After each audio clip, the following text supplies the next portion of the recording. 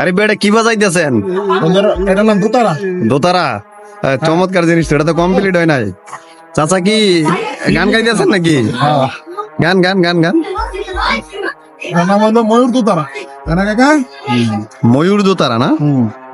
আচ্ছা আচ্ছা, এটা কাজ চলতেছে নাকি? এটা কাজ চলতেছে। আপনার এখানে যে ময়ূর পাখি ডিজাইন হবে তো, এটার নাম হলো ময়ূর দোতারা। আবার অনেকে এখানে আপনার বক দিয়ে ডিজাইন করে, ওটা বলে বক দোতারা। আবার এখানে আপনার হাঁসও হয়, সেটা বলে হাঁস দোতারা।